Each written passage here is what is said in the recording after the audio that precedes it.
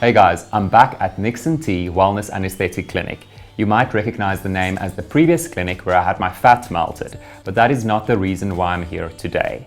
I'm having Botox and fillers done, and I'm gonna ask all the questions that you guys might have about how you can refresh your look using injectables.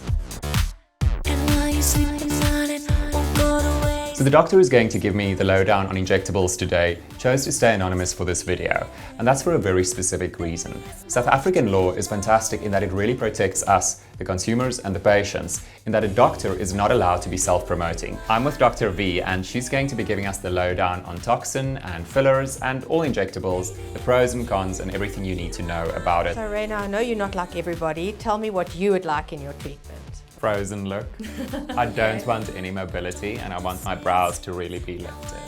Okay, we can work with it. I'm just letting you know.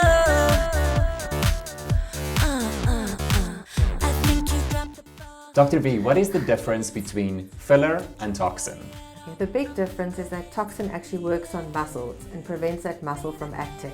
So for instance, if the muscle in your forehead had been treated with toxin, it prevents you from actually using that muscle and creating that frown. And we just put filler here and a little bit of filler there. And that would look very nice. And then we'll use the rest of it and pop it there. Cool. It's going to be interesting. I'm going full Michael Jackson here. A filler is a more structural thing where we restore volume to the face.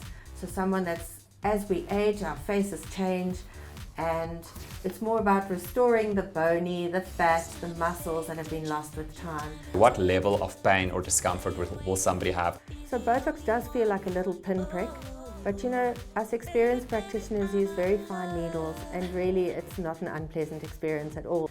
Fillers also are much less painful than you think.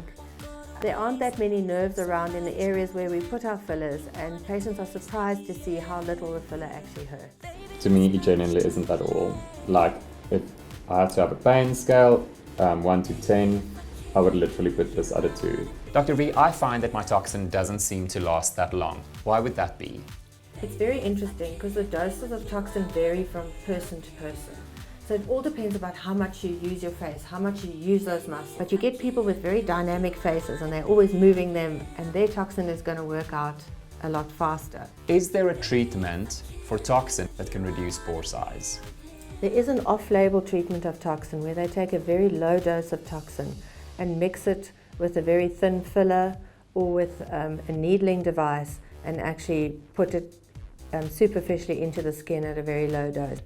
Now, because toxin works for overactive sweating or hyperhidrosis in the armpits, can it be used around the hairline to reduce sweating? I think it's also an off-label use, but it's definitely one that's quite commonly done. Is it a long hair thing, or is it an age thing that you start sweating in your neck? It's a genetic thing. You either do or you don't. Do you have it? No.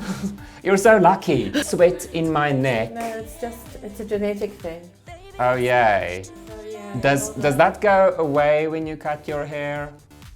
No. I have this kind of like lumpy areas under my eyes, and once I wear makeup, I can actually really see the lumpiness. The same on the side of my mouth. Yeah, I can see a heaviness here. Exactly. It's exactly there. But I've seen a lot of patients who come back 5, 6, 7 years after a filler, and they say they feel they've got some material, they feel it might have moved. And then I use hyalase, which is a substance that will dissolve filler, and amazingly enough, in some cases, it actually improves the problem. So it's a very simple thing because the hyalase moves through your tissue. So you literally take a tiny needle with a certain, also comes in units, and you literally just flood that area. I'm not even specifically aiming, I'm aiming for the area of the lump, and it will spread and dissolve filler if the filler is there. It will find the filler? It will find the filler. I don't have to specifically aim for that lump because it spreads through tissue. Now you guys know. People are often scared of trying filler or trying Botox. They think it's this lifetime commitment they're making. It doesn't seem to be the case. If you get filler and you're not happy about it, there is a U-turn, there is a way on the road back. So guys, as you can see, I don't look absolutely bizarre. I don't think so. I definitely don't feel weird. I have a little bit of numbness around my mouth, which is literally disappearing as we speak. And I'm so excited about seeing the results in the next few weeks. I know you guys are going to notice the difference on social media, so be honest, let me know what you think. I'd also be curious to know if you would actually have this done. Have you had anything like this done, and how did you find it? And then if you like this video, please in the comment box tell me if you want to see more videos like this. Cheers!